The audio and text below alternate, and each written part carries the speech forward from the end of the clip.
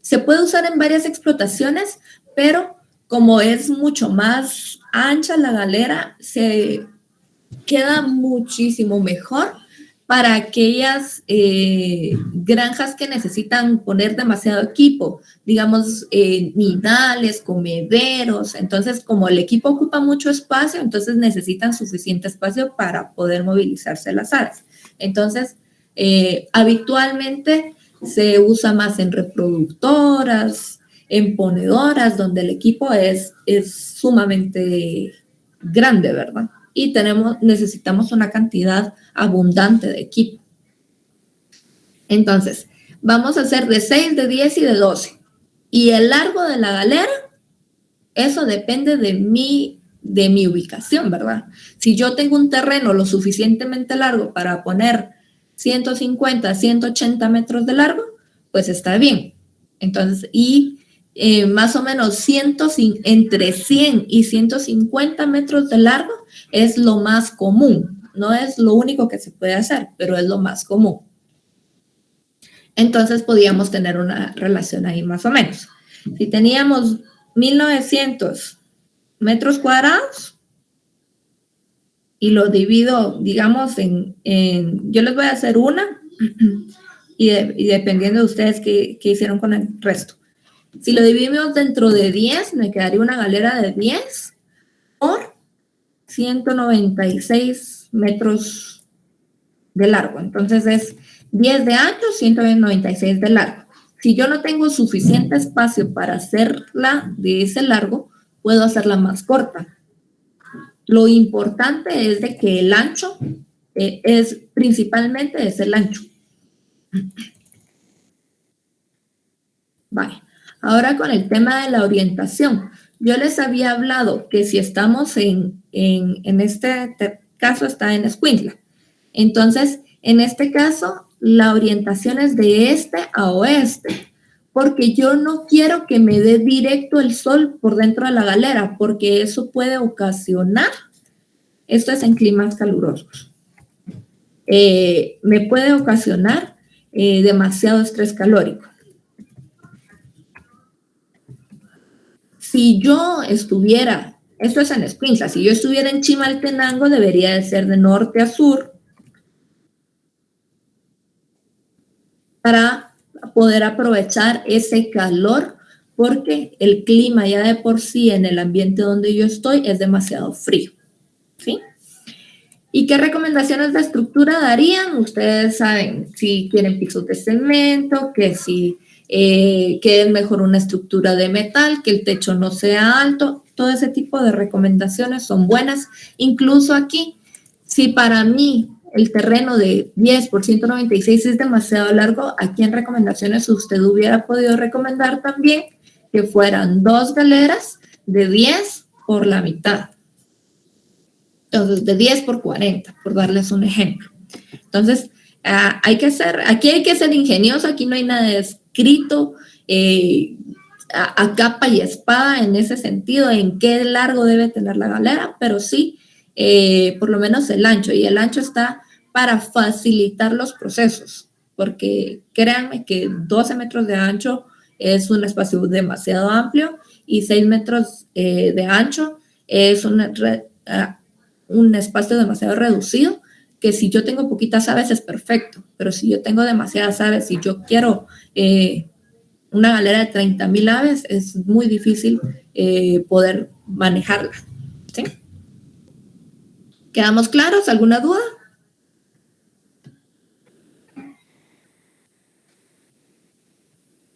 Ok. Doctora, fíjese que yo encontré en algunos lugares, perdón, sí. Encontré en algunos lugares que o sea, el de la parte de este a oeste, las encontré más que todo como en las guías de producción, ¿verdad? Pero también encontré en otros 2 lugares, si no estoy mal, que por ejemplo en sitios cálidos en sitios cálidos podían ser de oriente a occidente, pero no sé si más o menos se podría decir que es lo mismo. Oriente a occidente es lo mismo de este a oeste. Es exactamente lo mismo. Ok. Sí, entonces me generó como conflicto, entonces yo dije, ¿será que es lo mismo? No, Pero es gracias, doctora, exactamente por la lo mismo. aclaración. Hay muchas formas de decir este a oeste, oriente a occidente, pero es exactamente lo mismo. O sea, ustedes vayan, busquen sus puntos cardinales, eso es relación puntos cardinales, conocimiento general común, y había que relacionarlo. Si no era el mismo nombre, pues había que buscar si era el mismo o no era el mismo término, ahí sí. Pero sí, Gracias, es doctora. lo mismo. Con gusto, Catherine. Bueno, ahora sí voy a entrar a la clase, porque si no, no me da tiempo. Y ya vamos atrasados. Ok. Entonces, vamos a ver.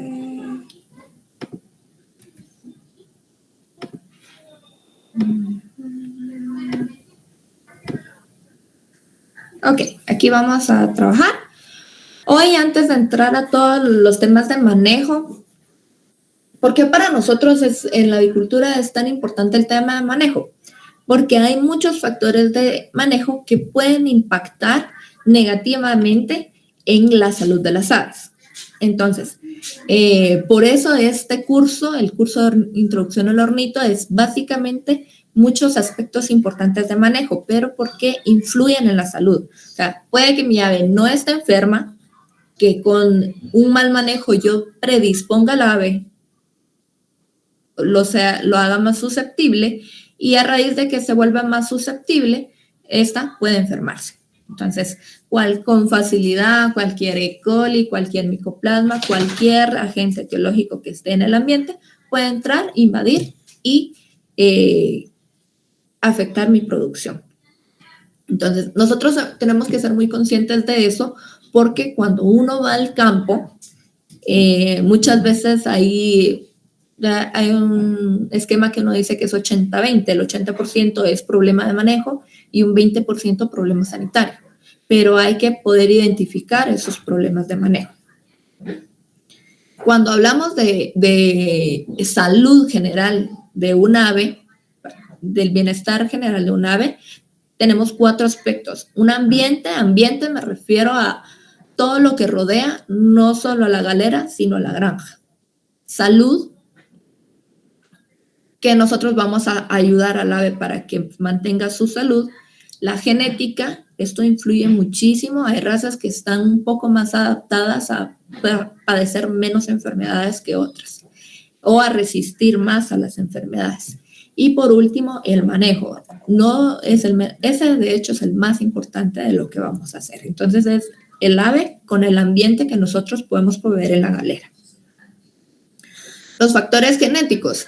Vean esta imagen. Esta imagen siempre ha sido impactante en que en tan poco tiempo las aves han pasado de que nosotros deseemos este peso a que deseemos este peso.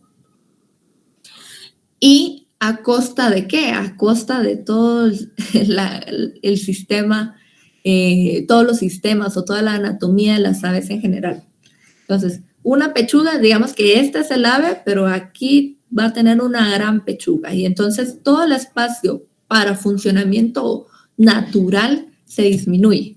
Entonces, genéticamente las aves han sido seleccionadas y mejoradas para mayor producción de huevos, mayor producción de carne. Sin embargo, todo su esqueleto o toda su parte interna es exactamente del mismo tamaño. Por lo cual, podemos ocasionar muchos problemas si no tenemos un manejo adecuado. O sea, imagínense un gran espacio de masa muscular y un pequeño espacio para poder respirar, o un pequeño espacio para poder hacer correcta digestión. Entonces, eso es lo que les pasa a las aves en este caso. Entonces, como el objetivo siempre va a ser productivo, el tema cardíaco, el tema pulmonar, el tema,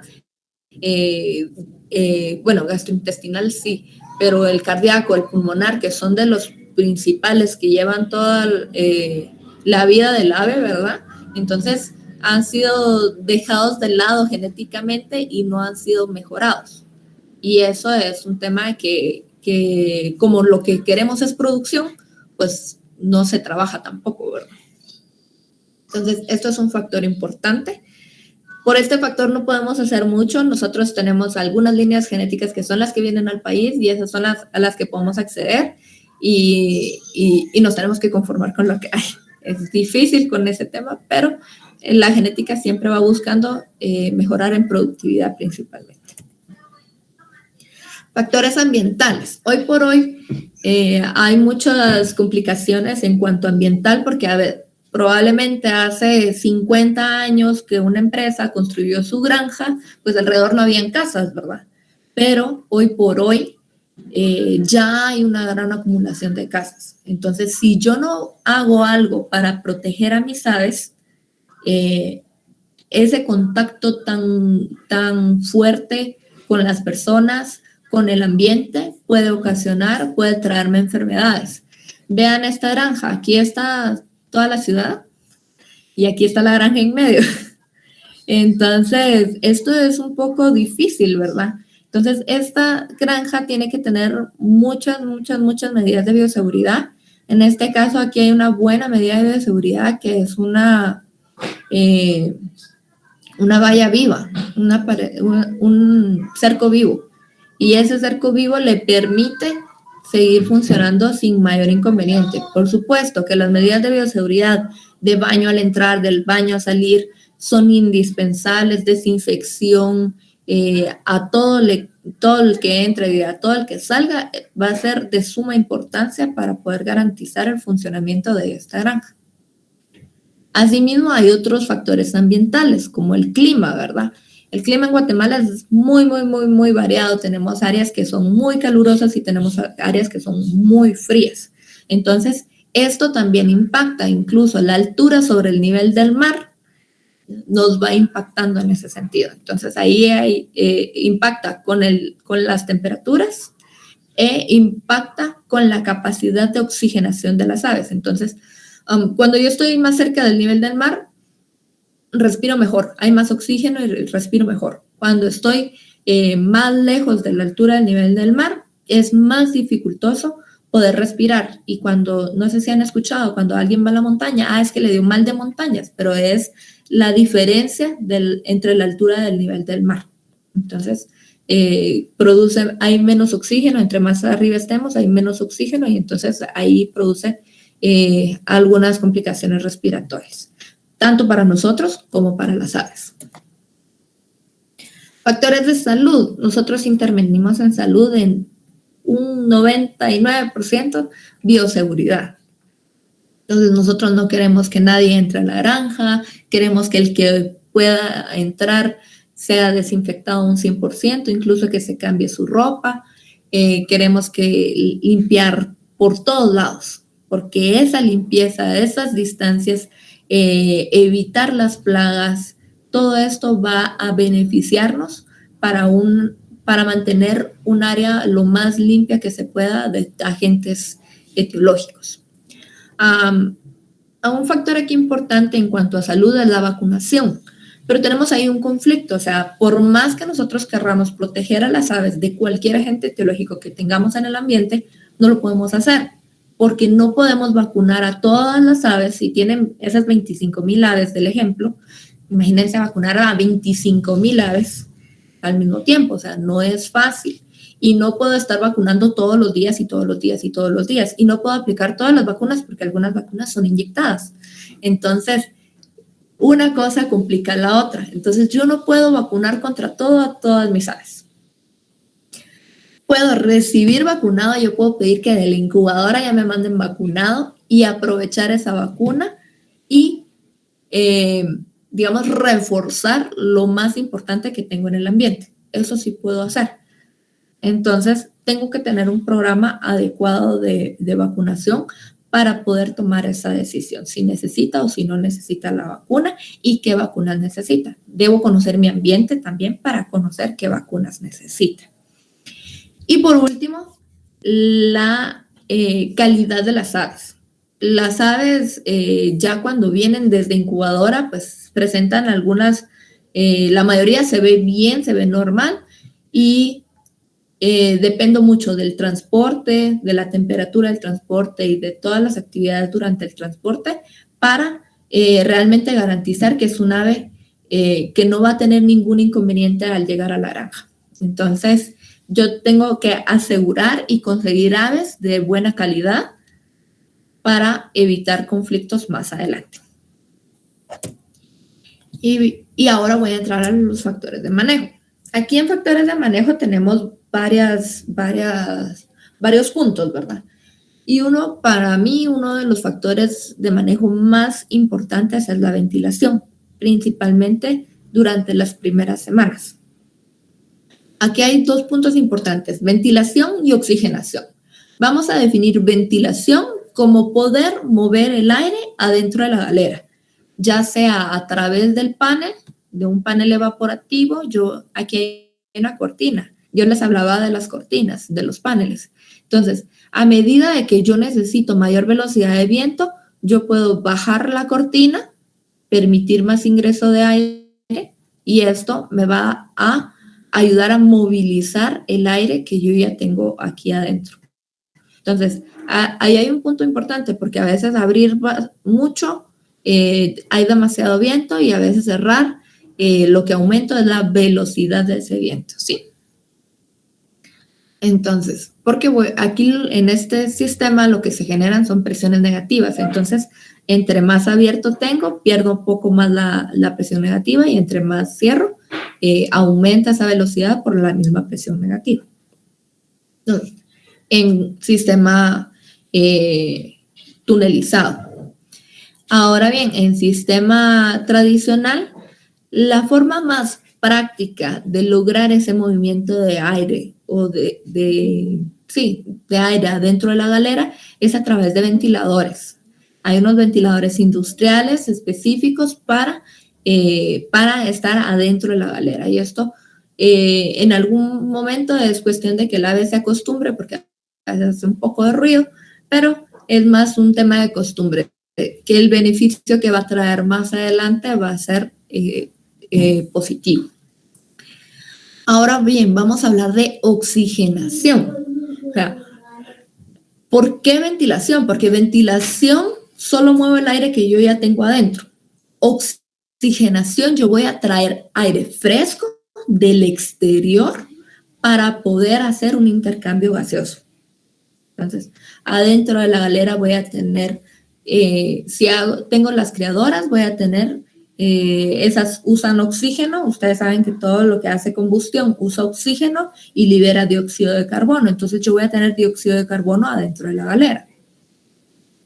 Las aves, por la concentración de urea que tienen sus heces, pues al contacto con el ambiente, esta urea se convierte, estos uratos se convierten en amoníaco y entonces yo voy a tener amoníaco dentro de mi galera. No es que yo los quiera producir, pero es parte de todo el sistema, ¿verdad?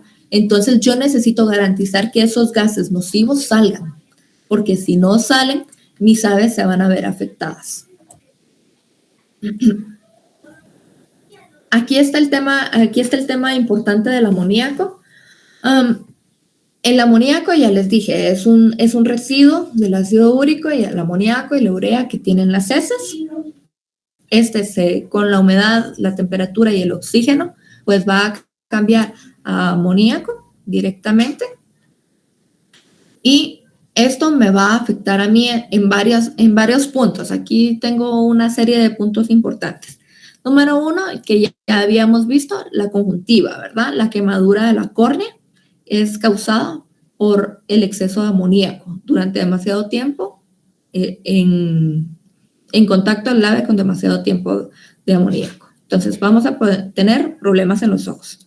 Vamos a tener también problemas en las patas. O sea, la quemadura de pata es bastante asociada al amoníaco porque el amoníaco irrita. No solo es un gas, sino que también sirve como que fuera soda cáustica. Entonces quema. Entonces voy a tener problemas de ojos, voy a tener problemas de patas, y además de eso, cuando hay demasiado contacto, cuando está respirando ese aire, lo que voy a hacer es afectar mis células respiratorias. A ver, ¿quién me dice cómo se llama el epitelio que hay en la tráquea? Es epitelio pseudoestratificado cilíndrico. Cilíndrico. Ciliado, ¿no? Ciliado, muy bien. Eso es lo más importante. Los cilios. Los cilios cumplen una función de atrapar y eliminar todas las partículas nocivas, ¿verdad?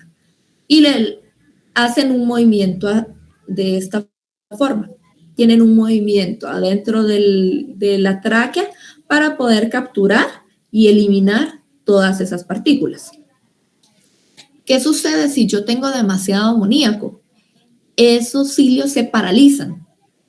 Y como se paralizan, cuando entra un agente etiológico, por sencillo que sea, no se va a poder eliminar. Entonces, es ahí donde el amoníaco afecta mi capacidad productiva. Si el ave no puede eliminarlo, pues va a entrar y va a infectar e invadir todo el organismo. Entonces, estos son 3 puntos importantes que produce el amoníaco adentro del organismo de las aves. ¿Alguna duda? ¿Me queda claro? Ok. Entonces, yo aquí les tengo una tablita. Esta tablita habla bastante de los niveles a los que se expone, el efecto que produce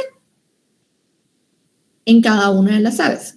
Si tenemos 60 a 70 partes por millón, reduce el crecimiento e incrementa el índice de conversión alimenticia.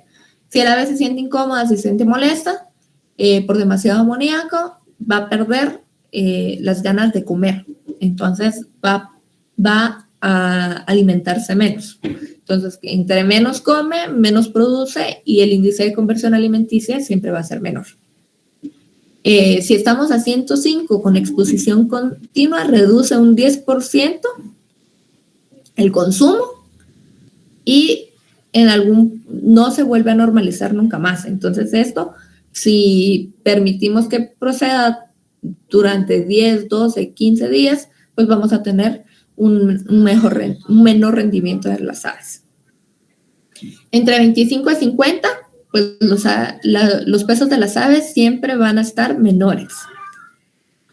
Las aves van a ser menos eficientes, va a haber una reducción del 50%, incremento de la mortalidad, y la mortalidad va a incrementar por falta de consumo. Reduce el peso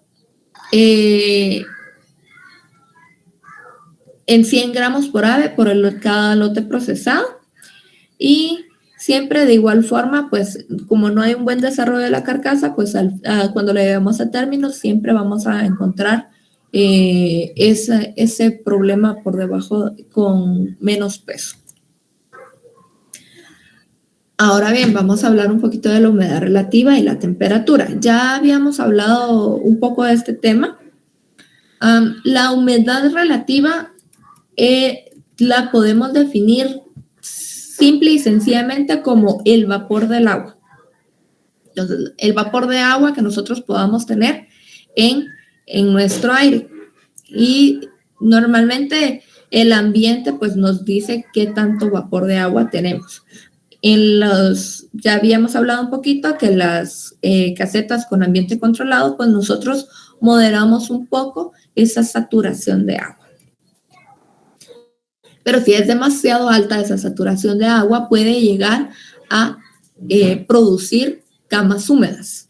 Y entonces, las camas húmedas me ayudan a tener mayor problema de amoníaco y el problema de amoníaco me va a producir problemas respiratorios, problemas en patas y problemas en ojos. Entonces, ahí tenemos una cosa, ayuda a que la otra siempre siga empeorando. Entonces, siempre tenemos que tener mucho cuidado. El otro tema que yo les había hablado era de que esto también produce demasiado calor. Cuando tenemos demasiada humedad en el ambiente, produce demasiado calor. Entonces, podemos llegar a tener un estrés calórico. Entonces, si nuestra humedad relativa es alta, con la temperatura también tenemos que tener mucho cuidado y tenemos que ser muy observadores con la temperatura. Ya estos esquemas, pues ya los habíamos visto la semana pasada en otra imagen, pero es la misma idea, ¿verdad? ¿Qué tanto calor, qué tanto frío hay dentro de mi galera? Si el ambiente es cómodo para las aves. Estos siempre son puntos que yo tengo que ir midiendo y observando dentro de la galera para poder garantizar menor complicación respiratoria. Cuando la humedad alta se junta con la temperatura alta, yo voy a ocasionar un estrés calórico. Entonces, he aquí una forma de medir ese estrés calórico y es el índice de esfuerzo.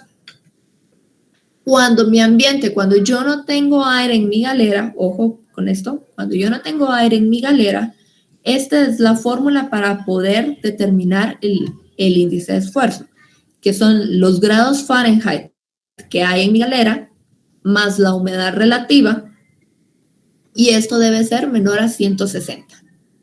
En galeras con clima controlado debe ser menor a 120, porque ahí ya tenemos un movimiento de aire. Entonces, dependiendo de hacia dónde voy, es como voy midiendo esto. Entonces, si yo en mi granja tengo una temperatura de 34 grados Fahrenheit, grados centígrados, yo esto lo paso a Fahrenheit, que son 93 grados Fahrenheit, y la humedad relativa es 70%. Entonces lo sumo, 93 más 70 me da 163. Entonces yo ahí estoy por encima de la capacidad del ave para poder controlar su temperatura, y eso me va a producir un estrés calórico. ¿Sí? Las aves tienen una forma de tratar de compensar esto, eso sí, a cambio de ganancias de peso. Eso siempre hay que tenerlo en cuenta. Entonces, las aves se van a regular su temperatura por 4 medios. Convección es levantar las alas y permitir que el aire atraviese al ave.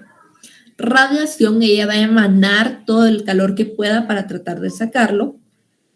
Conducción, ella va a tratar de buscar pegarse hacia una superficie que tenga, que sea de una temperatura diferente, menor, para que ella pueda como satisfacer. Entonces, estas tres pueden ser en cualquier orden. Primero se puede dar radiación, después convección, después conducción, o primero conducción, después convección, después radiación, cualquier orden. Pero la única, que es la última, cuando todos estos han fallado, cuando todas estas, a pesar de que ella lleva ahí un gran tiempo tratando de acomodar su temperatura, ha fallado, entonces empieza la última, enfriamiento por evaporación, y eso se llama en la vida física jadeo. Entonces, cuando ustedes ven que una ave está jadeando, ya está en el límite de su capacidad para soportar el calor y pierde muchísimas energías a través de hacer ese jadeo. Entonces, esa es la única que es la última. Todas las demás no importa el orden, siempre y cuando el jadeo, sea el último, ¿sí? Ahora bien, vamos a ver algunas afecciones que están asociadas a un mal manejo. Ya vimos algunas. El estrés calórico, ya vimos cómo medimos el estrés calórico. Entonces, si un ave si es pollito de engorde principalmente, entre 18 y 23 grados centígrados, no importa si está en la costa o si está en el frío, esta es la temperatura ideal. Y aquí hay más o menos una temperatura recomendada, la cual nosotros podemos ir disminuyendo semana con semana para lograr mantener un ambiente lo más fresco para las aves posible.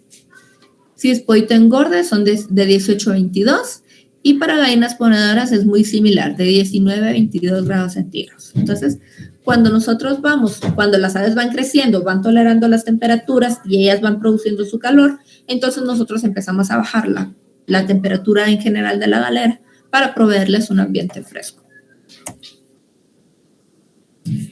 ¿Por qué el estrés calórico es tan importante? Porque me afecta esto, me afecta el consumo de alimento, la producción tanto de carne como de huevo. Ellas no quieren comer, entonces también si tengo un menor consumo de alimento voy a tener un peso de huevo menor y voy a producir menos huevo. Una calidad de cáscara aquí, por toda la asociación de ácidos que de intercambio de ácidos que hay en el proceso para termorregularse, la calidad de cáscara se va a perder. De igual forma, la calidad de la albúmina, y vamos a tener mayor mortalidad por estrés. Entonces, cuando ya no soporta el ave, ya hizo todo lo que pudo para tratar de controlar el calor y no puede, su sistema falla y se muere. Entonces, también produce mucho canibalismo, va a disminuir las defensas, por lo mismo que no come, no tiene capacidad de defenderse, ¿verdad? Y un huevo que está afectado, pues disminuye la capacidad de nacimiento, y si es un gallo, pues también va a disminuir su capacidad de fertilidad, relacionado al tema del consumo de proteínas. Aquí hay otro punto importante. Ya yo les había hablado un poco de las pododermatitis. Hay diferentes grados de pododermatitis. La pododermatitis es una lesión que se puede revertir con el tiempo, pero muchas veces cuando tenemos gallinas de postura o reproductores, pues no hay tanto problema porque a lo largo del tiempo se van a recuperar, a menos de que tengan este gran agujero en la pata. Ya de nivel 3, nivel 4, ya son lesiones demasiado fuertes que definitivamente el resto de su vida no van a poder subsanar. Si es un ave de vida corta, no va a poder recuperarse, pero no porque no tenga la capacidad física para recuperarse, sino porque no tiene el tiempo para recuperarse. Entonces, una vez se generan estas lesiones, no hay reversión. Si yo quedo en grado 1, voy a tener grado 1 toda la vida. Si tengo grado 2, voy a tener grado 2 toda la vida. Y así sucesivamente, por el tiempo corto de vida.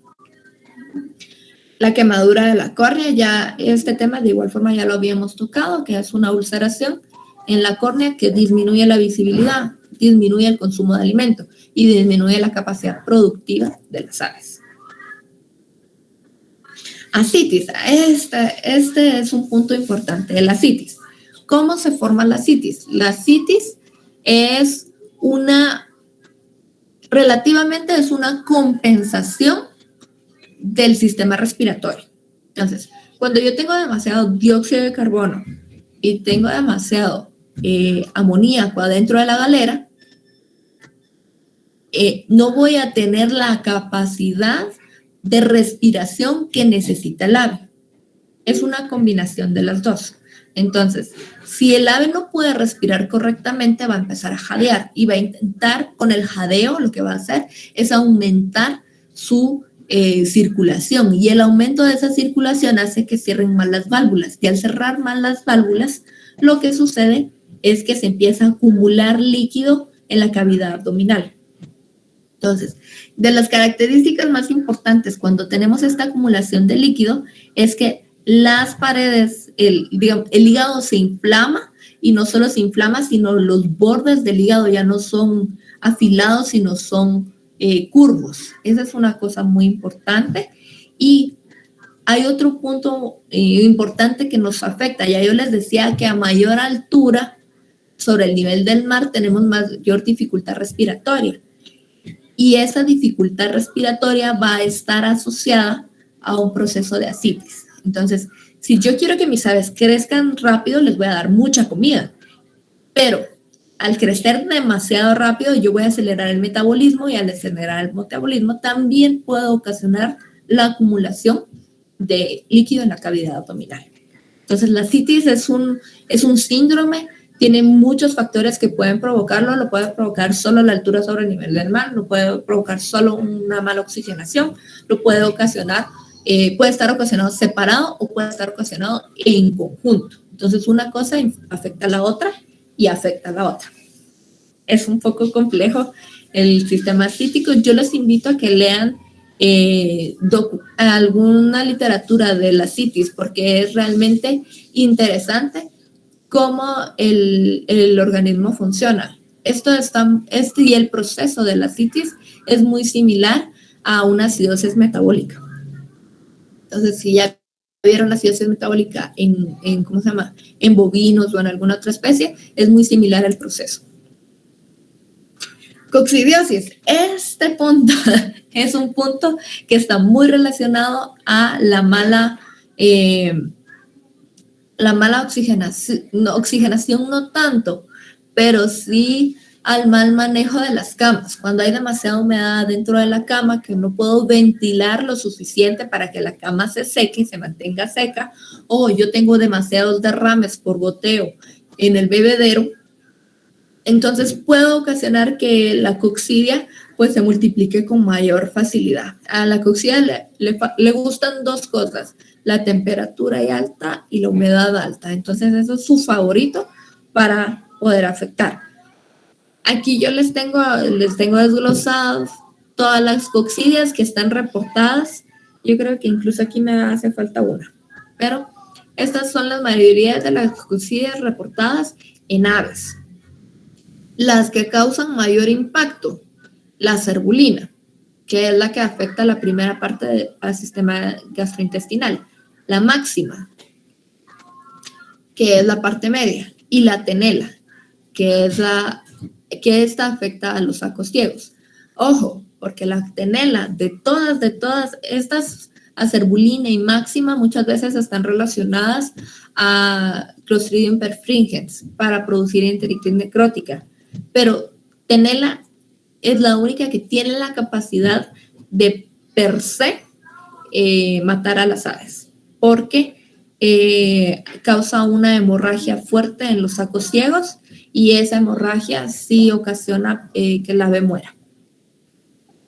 Y por último, pero no menos importante, el piojío. El piojío es un ácaro, y esto es lo más importante del ácaro. Y por eso estoy relacionándolo al manejo, porque puede transmitirse por aves. Yo no tengo un buen control de las aves externas a la galera, sopilotes, zanates, cualquier otra ave que no sea propia de mi galera. Las personas a veces hacemos cambio de personal de una granja a otra, y eso no debe ser correcto, porque ellos mismos pueden traer este ácaro en las cestas, en las canastas, en los cartones, en las cajas, cualquier material. Y lo peor del piojío es que le encanta esconderse. Entonces, aunque él no tenga los requerimientos naturales para poder sobrevivir, se esconde en una rendija en las paredes, se encuentra una rendija, ahí se esconde y ahí se queda hasta que las condiciones sean mejores para él y él pueda seguir comiendo. ¿Qué come este? Sangre. Entonces, afecta mucho a las aves y disminuye mucho su capacidad productiva. Entonces, todas estas enfermedades que yo les presenté el día de hoy están muy relacionadas al manejo, porque hay factores de manejo que, si no se controlan adecuadamente, van a ocasionar que estos se proliferen. Perfecto. Entonces, yo espero que haya quedado todo claro, y esta es la tarea del día de hoy. Entonces, 3 factores que alteran la humedad en los galpones. Determine si existe estrés calórico en esta galera donde tiene 30 grados de temperatura y 95% de humedad relativa. Y con eso, pues, termino la clase. ¿Alguna duda hasta el momento?